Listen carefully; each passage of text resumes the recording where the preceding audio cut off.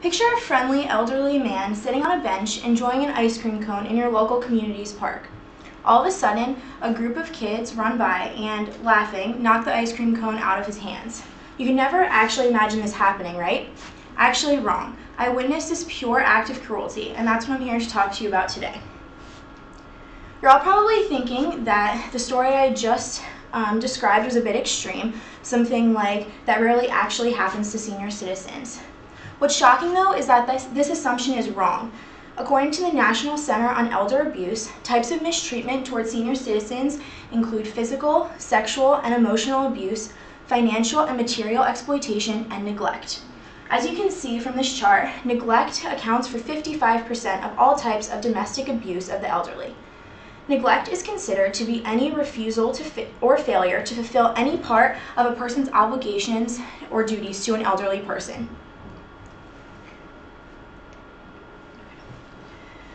Who is committing these acts of abuse? The problematic answer to this question is everyone. According to a graph provided by Out of the Fog, a site aimed at helping people who suffer from all types of abuse, 47% of elderly abuse is committed by children. We consider children to be innocent, loving, and the future of society. However, if this age demographic is contributing most to these acts of hatred, how can we rely on them? So why are elderly people so important to our society anyway?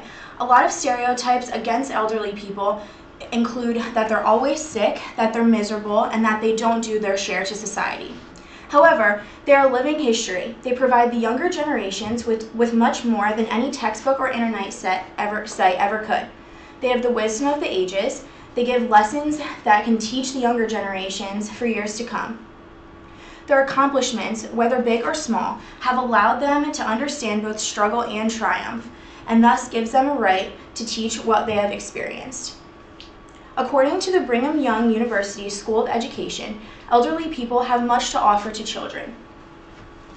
In a direct quote, one stated, "Researchers have found that the grandparent-grandchild relationship can have lasting positive effects. They can be family historians, they can put the identity of children into context, they can act as mentors, teachers, and heroes. Someday, children may want to model their lives after their grandparents or elderly mentors. They can act as playmates, listeners, and alternative audiences for any types of younger kids."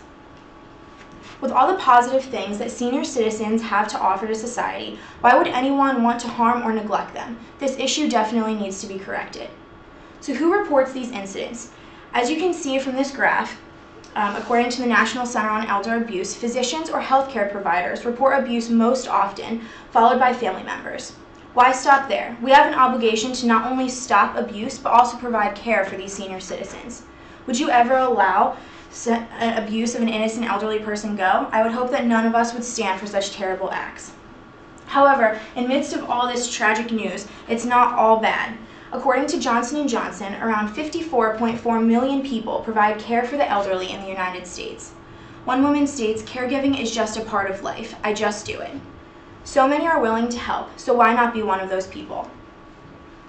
We, the generous, educated students of Penn State, can help to fix this problem. Why allow the biggest percentage of abuse happening to the elderly come from kids? As provided by the sheet I'm going to hand out, there are numerous assisted living and senior citizens homes near us in State College. While at college, we are constantly surrounded by peers, and we only consider our age demographic and exclude others. It's important to broaden our horizons and understand others. Not only will we be helping them, but they can also help us by teaching us important lifelong lessons.